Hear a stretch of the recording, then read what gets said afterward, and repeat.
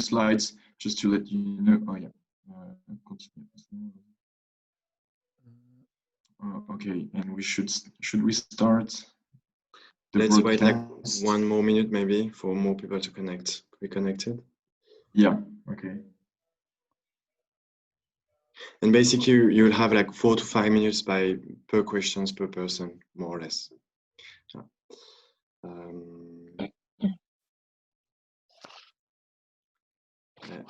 Let's wait 30 seconds more. So it is now broadcasted. Okay. Just waiting for people to connect. How many are we expecting? Nearly 300 people registered. Okay. So hopefully there won't be too much loss in it. I don't know. Okay, maybe I can start, maybe, I think. Yeah. Bonjour à tous et à toutes. Hello, everyone. Thank you for your time and for joining us today. Before we start, just to let you know that you have a box for interpretation at the right hand of your screen. You can listen to both English or French. At the bottom on the right of the screen. And you can listen to this conference in English or French. Sachez également que vous êtes en Also, know that this conference is being recorded, and you are most welcome to use the chat box for your questions. Also, to let you know that the session will last 1 hour. We will be able to continue the discussion a little bit beyond that, but the interpretation will have to stop. First, an introduction and presentation of Climate Chance. As you know, Climate Chance is an association, non-state organization with local authorities, researchers, trade unions. We develop mainly 3 activities to reinforce the climate action. The first is a portal, internet portal for the actors, like a mapping of all the actions and projects around the world, and also a library of all the major events. The second activity is United Actors, with our annual summits and other events to cover various themes around roadmaps. Roadmaps are carried by the various actors of all these coalitions. This year, of course, there will be no summit. So in order to continue the work of the various coalitions, Climate Chance has decided to run 2 series of virtual workshops. The first one is to touch base on the various coalition of themes and the impact of the COVID-19 and the pandemic on the project, and a second series in the fall to look at the work of the coalition and the way forward. And finally, the third main activity of Climate Chance is what you're seeing there, analyzing climate action, which is an observatory. Their purpose is to synthesize report for non-state climate action and to have quality analysis of all the various mitigation action. We try to tell a story behind the figures and to give a toolbox that people can use throughout the year. This is for the presentation. Now, today's session will be an introduction of this first series of virtual workshops, and then there will be also a conclusion session to address the various European leaders. So these documents that you see on your left-hand side was an address to the European leaders to call them on their policies for 2020 and include solidarity and climate in their policy. And the second document is to support the work that has been carried out with a synthesis of the best observed results in the last 2 years. And in order to lay out all the various aspects. So why should we focus on what has been working? The reason we have this session is how should we transform the action in short-term action. Sorry. The first conclusion that since 2015 we've seen huge commitment of local authorities and various actors towards a carbon-free environment. A lot of these actors are already involved in individual or collective initiatives, like the Covenant of Mayors, etc. A lot of these initiatives have already led to many practical and concrete actions, but it's difficult to still get an overview, a faithful overview. Should we follow up through sectors? However, this monitoring and follow-up has a huge potential to follow the progress on the world scale and to see what the states are doing, because it is not yet sufficient. And the second conclusion, of course, is the news and what's been happening in the last 6 months with the COVID-19 crisis. And we have to act on an ecological, social, and ecological and social aspect. So all of these things should really focus on what's been happening. We've seen a lot of investment on the economical aspect in the last few months to try to make up for the possible recession. So these three challenges, a combination of these three challenges are possible, and the approach of the European Union to meet these challenges, we want to look at it whether it is a right approach or not. So it's important for us to start from scratch and to look at what's working, what's been working in Europe and elsewhere. Climate Chance is worldwide organization, and we want to see whether or not this might lead to a status quo. We have seen that the recovery programs may not have any impact, neither positive or negative, positive or negative. And more recently, another initiative was also showing in the J20 countries that 60% of the money would support actually fossil energy. So in order to look at it deeper and to look at the various projects of the European leaders and European actors, and before we introduce our panel, I'm going to hand over to Antoine, my colleague, Antoine Gillod, from the research officer of the Climate Chance Observatory, to give us an overview. Hello, everyone. Thank you for being here. I hope you can all hear very well and the sound is good. Yes, indeed, this contribution of the Observatory of Climate Change and this advocacy campaign, we have decided to have a compilation of all the best results with all the actors of civil society and so on, to cover four sectors, which to us are very important and key. First, for energy transition and climate transition, and also for economic recovery that we have experienced in the last 3 months and this crisis.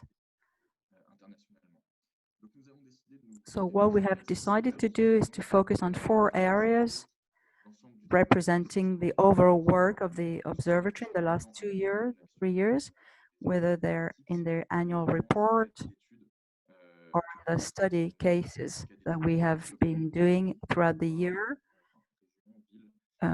with various regions and countries. The first sector is energy,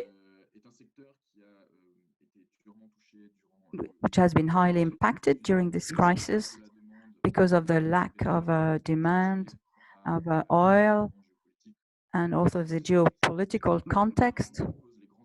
And this has challenged all the balance, the energy balance, and has led to another way of thinking about decarbonation, the energy efficiency, and the choice of our use and what we use. And of course, the pre-COVID context was already highly impacted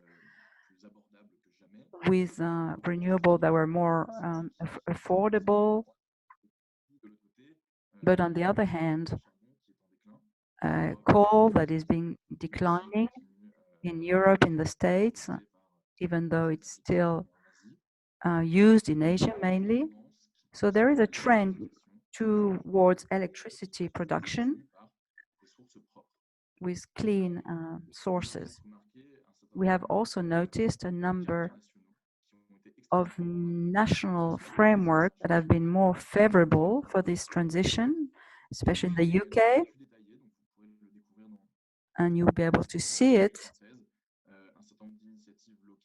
You will be able to look at local initiatives with national initiatives as well to ensure this energy transition that closer to citizens and to enable the management of the renewables and also the energy efficiency. Regarding mobility, of course, this crisis, I believe this sector of mobility has been the one that has been the most impacted.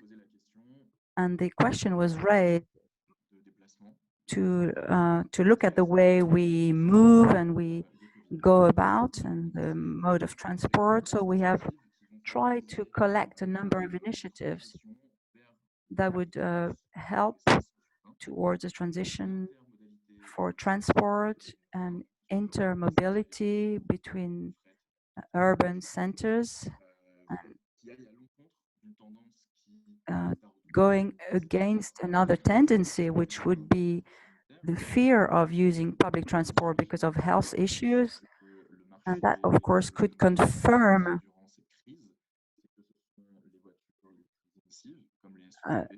of course, the cars that are more polluting have suffered less of the recession.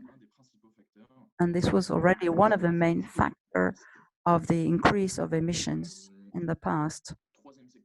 The third sector is the digital area, which is at the heart of transition policies, recovery policies, European level.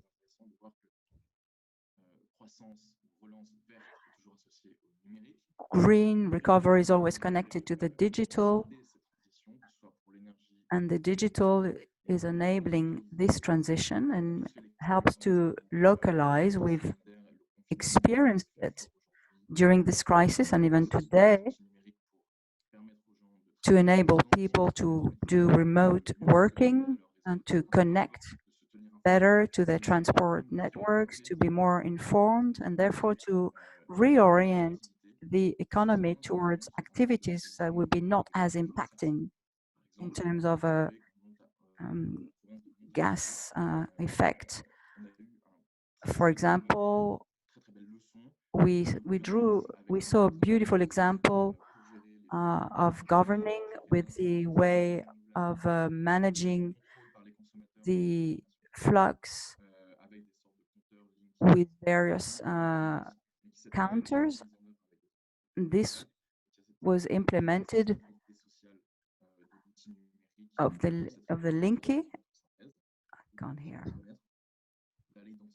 So these kind of tools anyway will help to facilitate all these recovery policies. And another topic that is close to us is finance and climate finance and the alignment with the ODD. the SDGs. We could not envisage a transition that would not be equal from one continent to another, but what we believe is that we should maintain the transfer, whether it be in the north or in the south. Since the Copenhagen COP, we have committed to $100 billion for annual flux for climate. This is not sufficient. We've reached 71, and there needs to be a mobilization of the private sector through multilateral, bilateral banks for development. And then we also want to insist on the protection of the ecosystems. We're trying to converge this agenda. It's very dependent of the financial flux, of course, and the touristic flux. And when there is no more activities, there will be a gap. So we must not leave that gap open. So we have to be supportive to identify various tools, various projects which have worked in the past, and other new ideas, like in Costa Rica, with new international payment mechanisms to help finance field projects that will be in favor of ecology and the energy transition. Thank you, Antoine. This was a quick introduction of the campaign last June, the advocacy campaign. In order to follow up, we have several representatives of local authorities and also from the European Commission to help us understand. So we have Mr. David Laurent, who is the head of the climate and resources at the Entreprises pour l'Environnement, EPE, Mrs. Sari Rautio, who is the CEMR spokesperson on environment, and also Finnish and local regional authorities, and also the chairperson of the city board in Finland, and Mr. Ailio, who is advisor, energy transition and local governance, and Directorate-General for Energy at the European Commission, in order to answer this first section, which is how to transform, to ensure the monitoring of commitment taken by local authorities. We have decided, how can the 2050 objectives be transformed to short-term action? So first of all, how to ensure the monitoring of all the local authorities, companies, etc. And on the other hand, how to integrate in other actors, public policies or private strategies. So I'm going to ask Mr. Laurent first of all to answer these questions. Mr. Laurent, maybe in a more personal way, EPE has an action towards 2050 for the members of all this network. So how can EPE help with the follow-up, and how do you apprehend, and what would be the voluntary commitment? So Mr. Laurent, now it's over to you. Thank you very much. Thank you for inviting me. First, just to give you an idea of the context, our EPE association is an organization grouping about 50 large companies in France, about 90% of the CAC 40, and mainly French companies, top companies. So it's an organization of large companies working only on the environmental topics in order to include environment in all of these companies' projects. Just to answer this first question, the first thing which I would mention regarding commitments is what has happened in the last maybe 18, 24 months was quite unusual. We have seen a wave or a multiplicity of commitments, long-term commitments with two aspects. First of all, the new urban carbon neutrality, and the second one for long-term goals by 2050, which is fairly new, because until maybe a few years ago, the kind of commitments, voluntary or regulatory commitments of the companies, maybe were over 5-10 years ahead.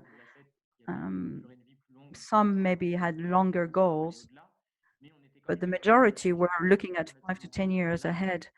But now, this topic of neutrality by 2050 has been really taken in. Of course, you also mentioned then 2050 project, which is to reach a zero carbon goal by 2050. And we've looked at it and the conditions of succeeding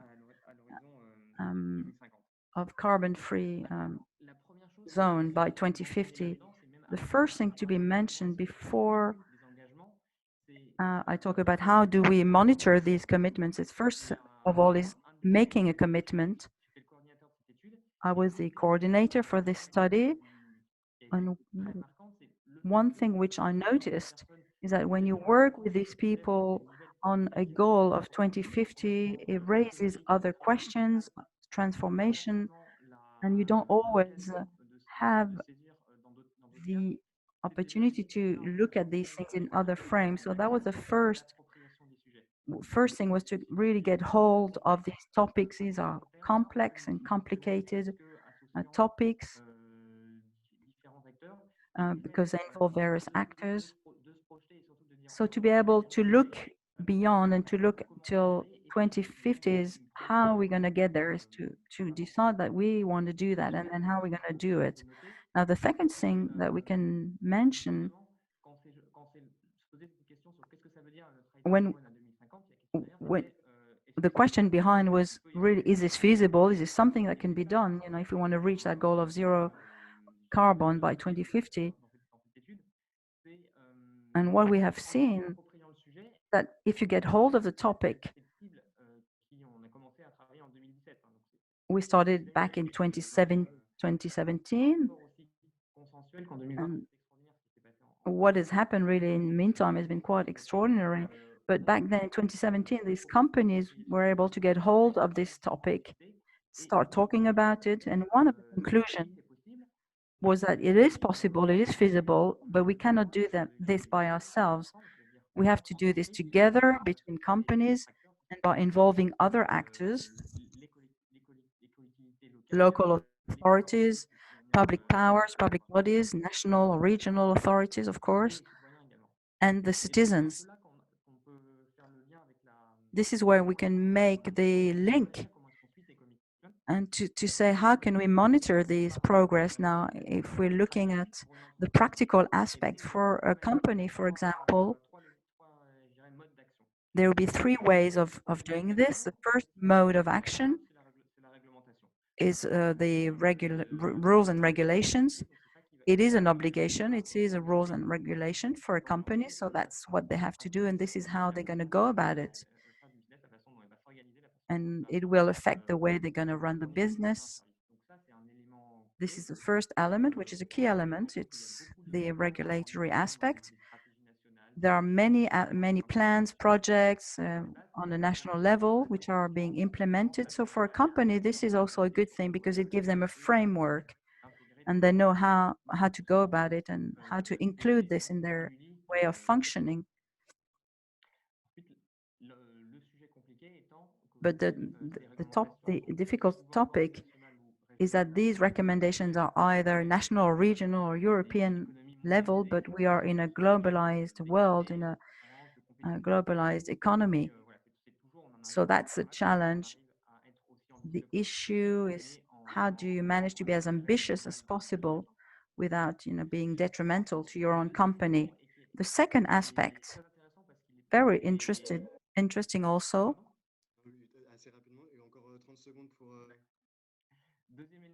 Second element is a voluntary action. This is what a company decides to do spontaneously. They can do a lot, but they are still limited.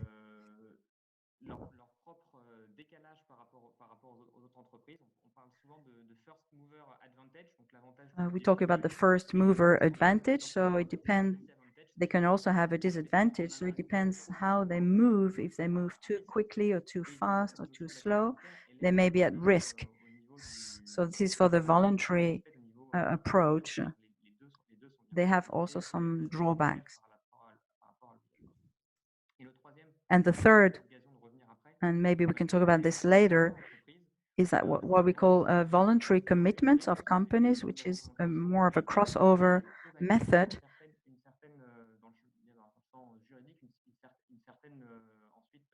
There is a legal aspect, so there could be a binding dimension as well. This is just to give you an overview.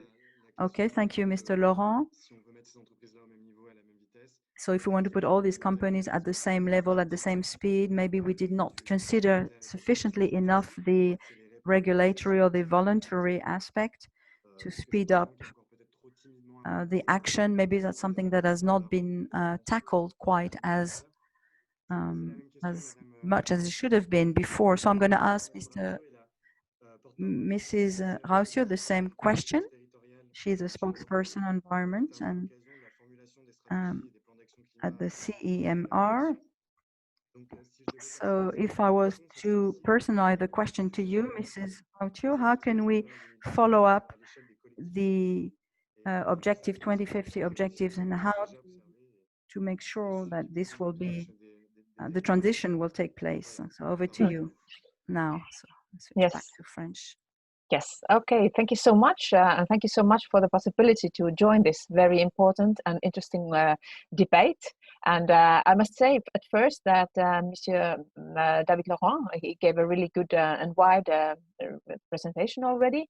And I can surely agree on the things he already mentioned. And altogether, the climate change, the whole organization is doing a great work, which I want to thank you all for. Yes, I come from Finland. My city is city of Hämeenlinna, which is in the southern parts of Finland. We're having a nice summer now, and of course, the difficult situation according to climate change and COVID-19 is global. So this is very important that we face we also find the solutions together. For the first, thank you very much for the question. I think in the climate change and carbon neutral objectives must be included in all policies. I think it's very, very important that we don't anymore do any special climate policies, but we have to put them into all policies. And that's why I think that all the things that we've done now in European Union during this year and during a COVID crisis also is very important that they are included. That we have made them together, and that is the number one thing. The second thing, what I think is really important, which already Monsieur Laurent spoke about, is that the real impact, if we really want to do the systemic change, it's based on co-creation and collaboration. None of us, nor not the companies, not the states, nor the local and regional authorities can do it by themselves, but we have to work together. And very, very important is to get the people involved. The people actually do in everyday life, they do the actual change, of course, together with enterprises and authorities. So I think the co-creation is something very important, no matter where you live or where you stay. Then number three is the measuring, which we already spoke about, or you already mentioned. The measure, how to measure, it must be understandable to us all, and they must always lead toward the common goals, the objectives we made together. And I think quite often it might be so that we tend to forget the measuring while we talk about money. So, and that's why I think it's very important what we've done now in the European Union and in the Green Deal is that we combine the objectives and the common goals also on resourcing the new innovations. And that is something very important in order to have the systemic change. And the last but not least is, of course, that at the resources we have to first together, that's what we've done in Finland specifically, yeah, and also in my city, in the city of Hämeenlinna, that we've been working together in the round table with enterprises and people, and also, of course, the city of Hämeenlinna. And we've been thinking, what are the actual deeds we can do here in order to reach the common goals? And I think to make this huge systemic change needed, we have to work in advance to form the objectives together. So I think those are the three main points I want to point out at this time. Thank you.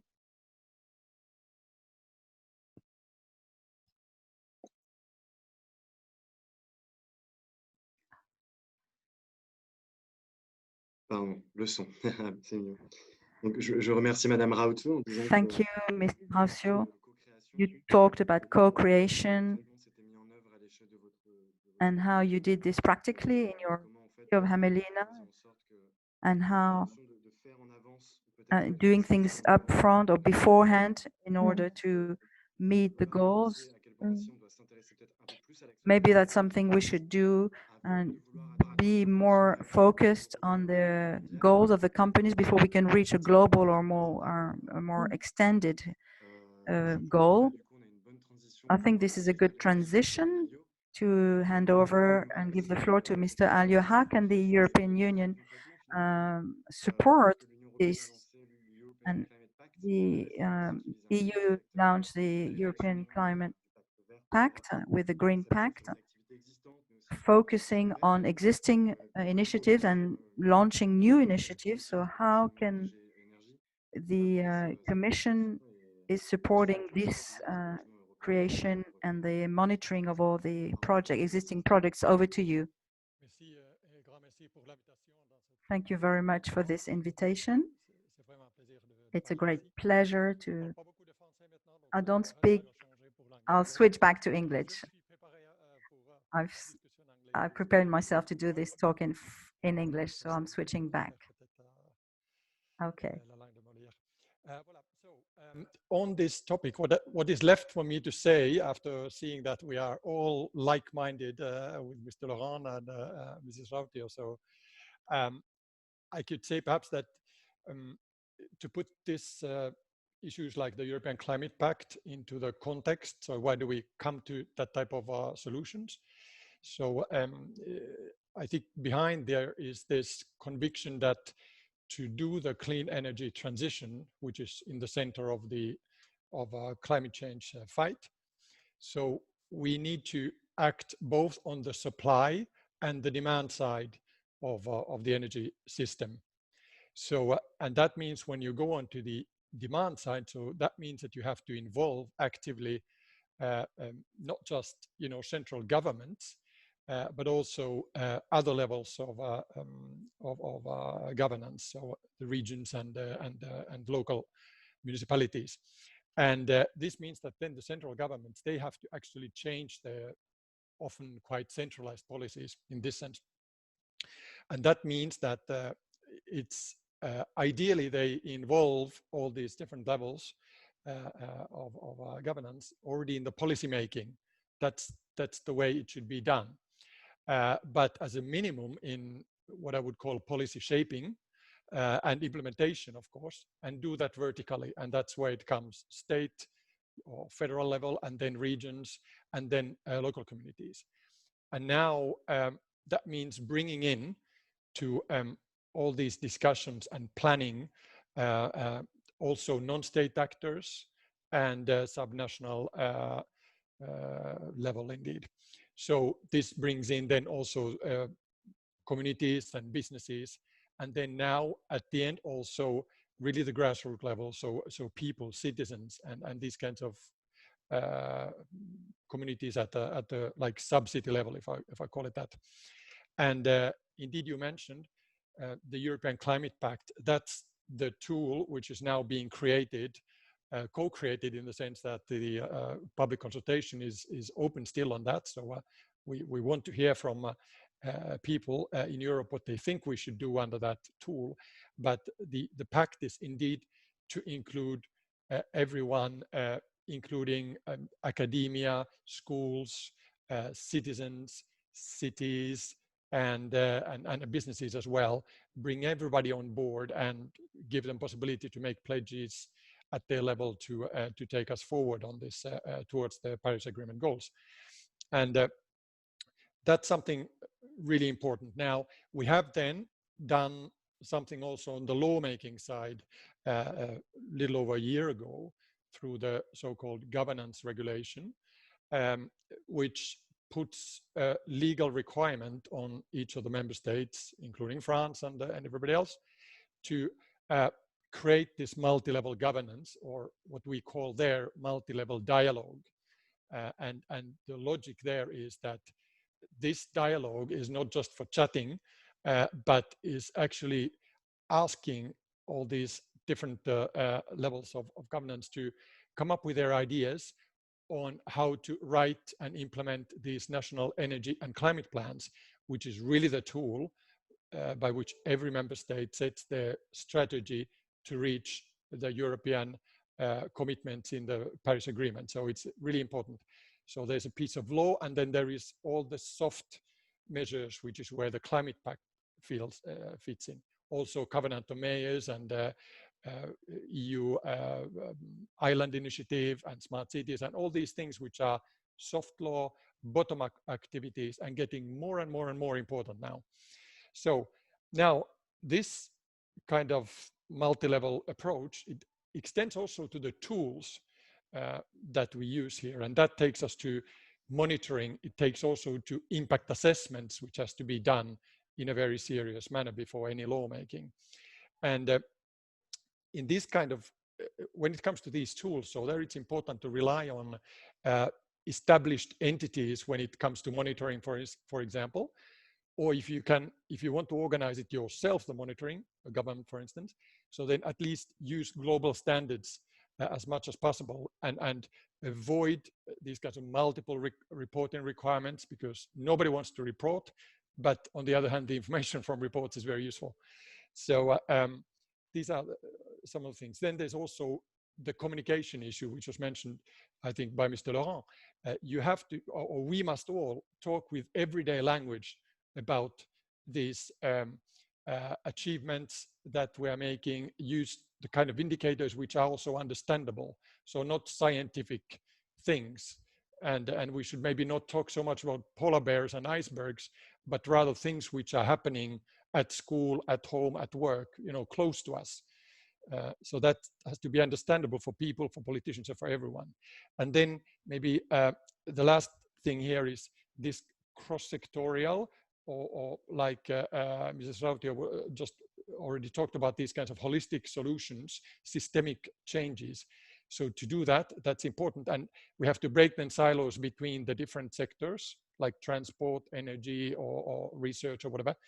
And this way also try to, in the context of monitoring, so to raise the visibility of those good performers, if they are, for instance, it's a municipality or if it's a company and they have done something well. So we really need to use those examples in our, when we push forward with also implementation of legislation, but also making it easier for people to understand that they can actually do things at local level and for us at the European level. So we have to have much more of this discussion, because it's really key for operation. And very last point is data. So sometimes governments have data that local governments don't have, but would be useful.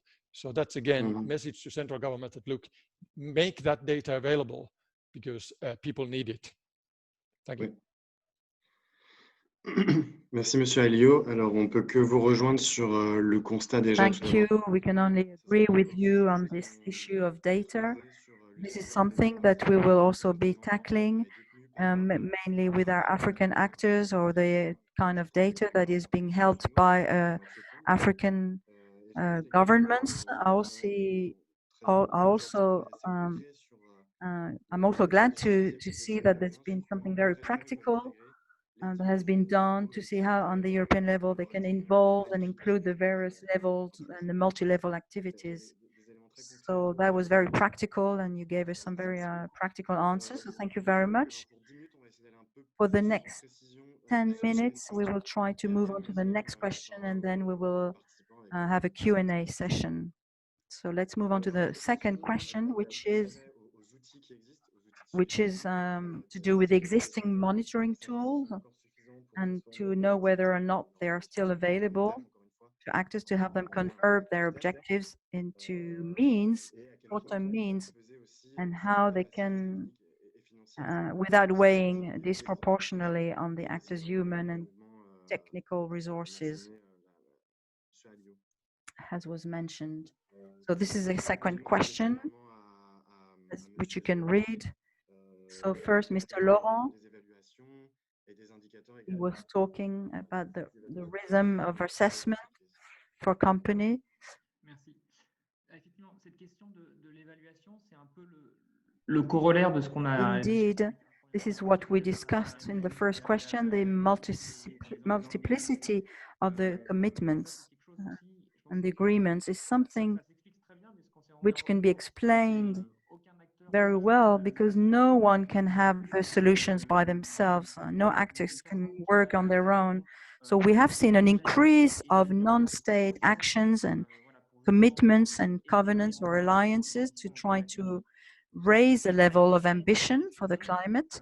And then the second thing is, okay, making a commitment is good, but then we need to be accountable. How do you follow up? How do you monitor these commitments? And this is always very complicated, because often we have several actors involved, and things are not always done in a very serious manner, whether it be from the company's point of view or even from state side. There are, however, some tools that are working well, that are very efficient, and I have several in mind. For example, you have the MEDEF political French business climate change for French climate pledge. It was a voluntary approach, but now they do it on a regular basis. You have other things exist, like EPE, the Act for Nature, which is for biodiversity, and they are making commitments, and they commit to communicate on their progress. You also have this on NASCA platform, which lists all the various commitments of non-state members or non-state actors. This is another tool which can be helpful. Of course, we still have a lot of work to do, but we do see more accountability. Now, what could be improved? What can be done? Maybe more of a personal idea regarding these topics. I believe we have to take it further. What has been said by our two guest speakers is the systemic change. Of course, this is so true. We are so much behind. We are very much late, and we have massive changes. Massive changes need to be done, and this is a long-term change. So we need to move on to the next level. So instead of looking at the commitments, is actually we need to look at what are the strategies, what are the structuring plans or recovery plans or emergency plans. The challenge is right there. This is what we are doing, and what we are doing today needs to go in the right directions. We have seen in Europe the Green Deal, the new Green Deal. In line with the Paris Agreement. But now we've had all these commitments. Do we have the right funding? Will the funding of the Green Deal support the goals and what has been decided and the objectives? And if so, then it would be wonderful. But at the end of the day, the finances and the financial support would be what will give success to a project. It's good that you mentioned that. Indeed, I also saw in the chat box people mentioning the results. We want to look beyond the company's climate measures. We're looking at how do you monitor, how do you follow the structure? This is another type of monitoring. Okay, I'm going to ask the same question now to Mrs. Rautio for the existing tools and the way to monitor this in 2-3 minutes. Yes, thank you so much, and thank you again, Monsieur Laurent. You gave a very good speech, and I think in Europe we have over 130,000 local authorities, and if we think of the whole world, there are so many local authorities, so we all must be involved and to work together. I think that is very, very important that we get all the local authorities along, and that's why CEMR is so much into this subject. As already mentioned, there are really a lot of opportunities as well as challenges. But I must say that I'm very confident that now when we had this COVID-19 crisis, we could actually do a very big change when when we needed that.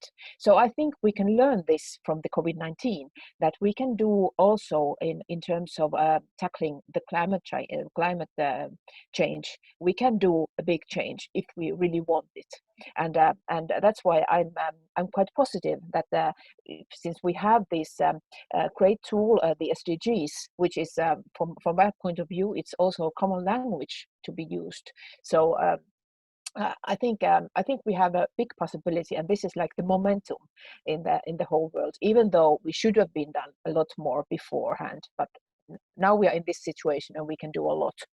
Well, in my city, in the city of Hämeenlinna, we want to work a lot with children, because if we think that in Finland it's 2035 when we want to be carbon neutral, we need the kids who are going to be the grown-ups and the decision makers later on. They have to think differently, and that is why I want to show you. If you can please put my slide on. I want to show you all what we've done in my city. I don't know if you can see now the slide. Thank you, Antoine. Yes, and it's the second one. Please, this is my city. Very nice. Okay, and so as you can see, we've done this curriculum for from the early childhood education all the way to lifelong learning, to university, in primary school, secondary school, upper secondary school. We've done this curriculum to how all the kids will learn the competencies for sustainable life. And we put the SDGs together with our own University of Applied Sciences and also the University of City of Oulu, and we worked this, and all the SDGs are tackled with all the kids. And I think this is something we are very excited about, and what we think that the world doesn't end 2035 or 2050, but we have to change the thinking of us all, and so that's why we want the children to be the ones that we really focus on. And from our point of view, we think that is something we could, in all local authorities, in all cities, in all municipalities around the world, we could work together. And in Finland, in my city in Hämeenlinna, we've been working together with UNICEF, and so I can only underline once more that co-creation and collaboration is the thing we have to do. Thank you. Ok. Donc, merci Madame Rautio. Donc c'est moins. Donc là, vous avez abordé oui, les SDG ou les ODD en français. You have talked about the SDGs as tools for implementing. You actually turned it into a full curriculum program throughout the whole lifespan. So it's a challenge for the future. And we could ask whether or not the SDGs are sufficiently precise and specific for a wider approach. But that could be a good base for following up on the local authorities or also on companies. I'm going to ask now the same question to Mr. Ailio. The European Union has focused on this. Maybe there was a reason on the economic recovery. Maybe there was a reason for this. To bring some support and some help for this project. Thank you. Merci pour cette question. Moi, je vois ça peut-être. Fine, this way as well. It's fine. You can also. Yeah, no. That's fine. So, I think you had two issues here. You were talking about voluntary or regulatory monitoring tools. So I think on this, okay, regulation is something we need to get things going and create this kind of like a safety for planning, for businesses and for the society on the whole. That's relevant. But then every country has their own way of doing that in practice. But it's really important because it's, to give an example, local renewable energy communities, for instance, are very important. And I was just yesterday discussing with a colleague who was giving me a case, by the way, from Finland, where the national authorities had basically blocked this type of activity, which is very, very useful to bring in renewable energy. So there we go. But that's about the regulatory issues. That's another story. Now, if you look at these kinds of tools, monitoring tools generally, so I think there are some general points that they have to be really geared into in a way that they facilitate developing of business cases, for instance, in clean energy technologies and such, and also the kinds that they help actually those, be it a municipality or a company, to gain access to finance. So that's very concretely, it means that the data that is monitored and the results that are coming out of there, that they will help developing such proposals to access funding to banks, for instance. And we know that often there's not so much capacity in at least small towns and not even in companies always for this kind of financial technology. So we need to help in this early project stage when you're developing bankable project proposals. And then for that purpose, what we've done at the Commission, so we've launched, for instance, something called the European Commission City Facility, another one for islands, which is an island facility, in the Global Covenant of Mayors, which is the global extension of the Covenant of Mayors. So there we have we are just about to launch this kind of a city gap fund, which is all these things are to give basically technical assistance and small grants, so that this work can start towards getting access to money. And then there are among these monitoring tools, I think there were already several mentioned here. So there are indeed these, for instance, CDP which has a monitoring or reporting platform. There is the Covenant of Mayors has its own platform. There is Global Compact. There are various things like that, and there, one thing we've tried to do is, if I take the Global Covenant as an example, so we have agreed with some other city networks and city initiatives a global standard for reporting and monitoring, so that today then we have a little over 10,000 cities which are using this now, and that's pretty important. Over 9,000 in Europe. So at least standardize makes things simpler. And then generally what is super important with these tools is that they do not ask useless questions. So whoever is doing the evaluation, if it's or starting it, if it's a government or whoever, don't ask questions, don't ask for data that you really don't need, that you don't absolutely need. Yep. So just what is necessary, because otherwise you put a lot of burden on the municipalities or on the companies, and that is not smart. So that's one thing. Start from this, and then what you can try to do is, of course, use these kinds of available solutions in that context. That's very important.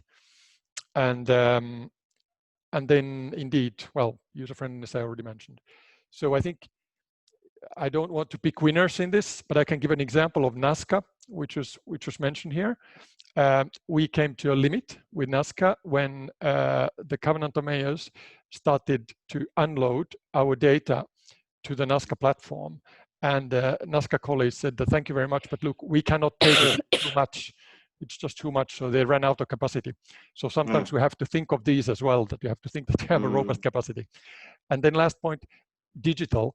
So this is really, we should look into that. And we are doing that now with one famous multinational company who is setting up a internet-based tool, which is basically there to help anyone gain access to, for instance, transport information, energy efficiency information at city level, and this way, providing that open access to everyone, so that you could then not have to put a lot of money in creating monitoring tools and then asking again these local stakeholders, but you can actually get it from somewhere else. And I'm sure that artificial intelligence and all that will bring more. Yeah. And that's in the development. Thank you. Merci beaucoup, Monsieur Ailio. Effectivement, il faut penser aussi que ce suivi sert aussi à Thank you very much, Mr. Ailio. Of course, we need to think about the future and know how this can help us to access future financing. And also the way we ask for data, as you said, for not being overwhelmed. I think local authorities and companies will probably be happy to hear that from a lawmaker from the European Commission, to know that we need to be reasonable and have moderate demands and very specific requirements. We're going to have a Q&A, time for Q&A. We have a few minutes left. The answers, okay, our interpreter will have to leave in a few minutes, so let's look at the Q&A from the audience. Thank you everyone for your questions. Énormément de questions et de remarques et d'échanges, de débats durant cette conférence. Pour essayer de contenter. We've had a lot of questions. Just to look at the various themes, one topic has been recurrent, and access to financing. Are there any schemes to reach a type of solidarity level? Do the local bodies, entities, do they have initiatives of cooperation or collaboration to go and help local authorities in Africa and so on? That's the first question.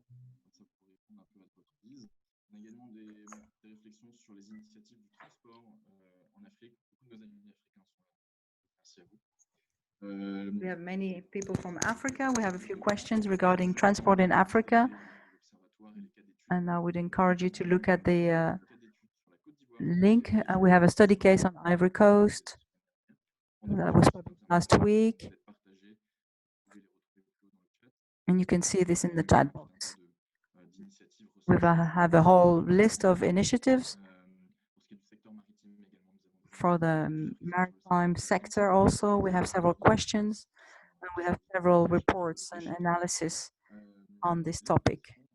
Education, many questions on education. What are the various schemes or programs run by local French or European authorities regarding climate change? Is something that is part of the program.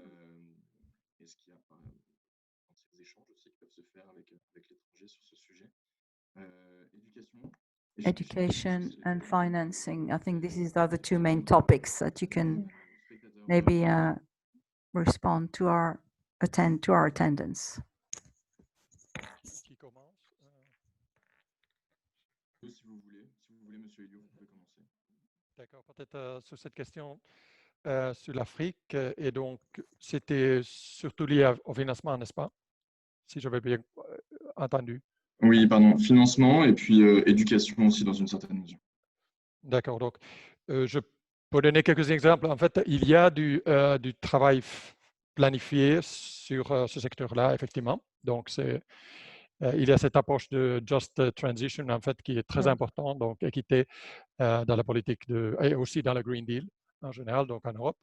Mais ça passe aussi les frontières de l'Europe. Donc, et c'est pour ça que nous avons beaucoup de programmes de capacity building et assistants techniques, dont quelques-uns en fait avec juste au niveau local, par exemple avec les villes. Il y a une activité qui est avec toutes les villes dans l'Afrique occidentale, donc plusieurs pays là, et Sub-Saharan Africa, donc. Et ça, c'est dans le contexte de Covenant of Mayors, effectivement, et nos collègues qui travaillent sur le développement. Donc, c'est aider effectivement des villes de commencer par le planning et aller jusqu'à la préparation des projets. Et il y a aussi un financement des projets qui est inclus là. Et tout ça, donc ça c'est un exemple qui va être financé, qui va être agrandi en fait ce projet maintenant. Et puis il y a une autre, en fait très similaire, donc un autre programme qui couvre toute l'Afrique. Et aussi nous avons l'Afrique du Nord, donc dans le contexte méditerranéen, donc il y a des programmes similaires. Et donc c'est oui, ça c'est clairement quelque chose qui monte en importance parce qu'on sait que c'est le financement qui compte beaucoup, mais aussi awareness. Donc, et là, on entre dans l'éducation. Et c'est déjà, on le voit que dans beaucoup de pays développés, donc la connaissance de problématiques de changement climatique et tout ça est assez faible. Alors, et donc, c'est la même chose quand on sort de l'Europe. Donc, il y a des investissements là. Je ne peux pas citer de chiffres, je n'étais pas préparé pour ça, mais aujourd'hui, mais je sais que c'est là-dedans. Donc, ceci, clairement. Maintenant, éducation, généralement, pour nous, en fait, c'est quelque chose de très, très important, vraiment très important. Et c'est pour ça qu'on le fait souvent bottom-up, parce qu'il y a une limite juridique. Donc, la compétence de la Commission européenne ne va pas trop loin dans le secteur d'éducation. Ce sont les États membres qui sont qui veulent garder leurs compétences plus ou moins exclusives dans ce domaine-là. Donc, nous pouvons essayer de faciliter l'échange des bonnes pratiques par le programme de twinning, par exemple, entre les pays et toutes sortes par les observatoires, par exemple, précarité énergétique, donc Energy Poverty Observatory has been set up, ce genre de choses-là. Donc, soft programme, mais pas vraiment entrer dans le contexte de curriculum, par exemple. Ce qu'on aimerait bien, parce que je crois qu'on a des idées, mais bon, il faut aller doucement là. Donc, voilà quelques idées. Bon. Merci. Merci beaucoup. Du point de vue des entreprises, merci Monsieur Laurent de répondre au chat sur les plateformes qui permettent le suivi et l'évaluation et plateforme ACT menée par l'ADEME et le CDP notamment, effectivement, est une référence à suivre, comme bien d'autres. Peut-être avez-vous un mot à ajouter là-dessus, Monsieur Laurent? Oui, sur l'éducation en particulier, c'est vraiment quelque chose de clé. Et à deux niveaux. Donc, le premier, c'est bien sûr au niveau des étudiants actuels, puisque ce sont eux qui vont vivre dans les 30 et 40 prochaines années les transformations dont on est en train de parler, mais à la fois les transformations économiques, sociétales, mais également climatiques. Donc, c'est eux qui vont devoir mettre en place ces solutions. Ça, c'est le premier point. Et donc, voilà, c'est très important. Et là, d'intégrer ces enjeux de climat, d'environnement, mais également plus globalement, effectivement, de mode de vie durable, mais dans le curriculum de tous les étudiants. Et il y a des travaux sur lesquels on participe avec le ministère de l'Éducation français sur ces sujets. Et on espère que ça devrait bientôt aboutir. Et ensuite, il y a un deuxième point sur l'éducation qui est évidemment crucial. C'est qu'on parle des futurs collaborateurs en entreprise, mais il faut également parler de la formation des collaborateurs actuels, puisque tous ces changements dont on est en train de discuter, c'est également des changements culturels profonds sur la façon d'envisager des problématiques, d'y réfléchir. Et on n'a pas le temps d'attendre que les étudiants actuels soient au poste de décision. Donc, il y a un travail de changement culturel et ensuite de monter en compétence sur ces sujets-là, mais à tout niveau, que ce soit dans les conseils d'administration, dans les cadres dirigeants, mais également dans les différents métiers qui peuvent être impactés ou les nouveaux métiers qui vont venir ou qui vont apparaître ou ceux qui vont être affectés. En fait, ces transitions, elles vont affecter vraiment presque tout le monde et la façon également de faire beaucoup de métiers qui existent aujourd'hui. Donc, c'est très important quand on aborde ces questions d'éducation et de formation continue, formation professionnelle, de se faire cette évaluation de comment est-ce que notre activité professionnelle va évoluer dans le cadre de ces transformations.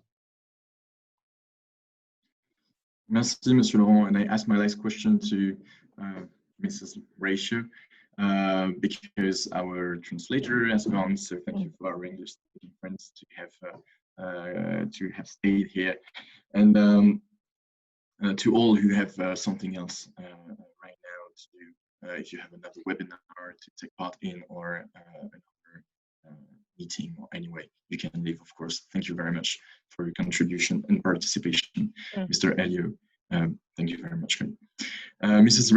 Rautio, sorry, I meant how to say with an English accent anyway. What about education and maybe, not only financial, but also technical cooperation between cities? The CEMR is really implied in this. Yeah. Do you have links or do you have activities with our municipalities elsewhere in the world? Yes, thank you so much. A very important question and good discussion going on. Yes, of course, CEMR is the European network, but we also work with on a global level with UCLG, and I strongly recommend all local authorities to get to know their own local association, which work together with the different local governments, and then to find out the twin cities, which Mr. Ailio already mentioned. And I'm sure that we really definitely have to work together, and it's very useful. And at least we here in Finland and also in all Europe in CEMR, we definitely want to work together. Also, the UN has a strong role on combining the different municipalities and local and regional authorities. So I really recommend. None of us can do this by ourselves, but we can, and we have to work together. Yes. So CMR and UCLG are the two organizations which I want to point out at this point. Thank you. Thank you to you all. There's another question. Yeah, there's many questions coming, of course, but I think we're running out of time. So if you have any specific questions, I think we share maybe your emails. And I know Mr. Ailio has already done it. There was a question about coal, especially, and the place of wood coal in the European legislation coming from Mr. Guillaume Villard of Blue Carb, I think. So feel free to charcoal. Yeah, thank you.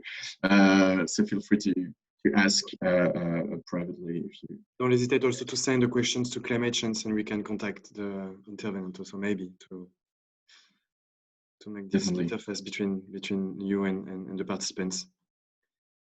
Should we conclude on this first session? So before I first thank everyone for your participation and your time this afternoon, and also invite you to participate to maybe the next session next Thursday, because every Thursday we'll be organizing a session, a virtual workshop on each thematic coalition.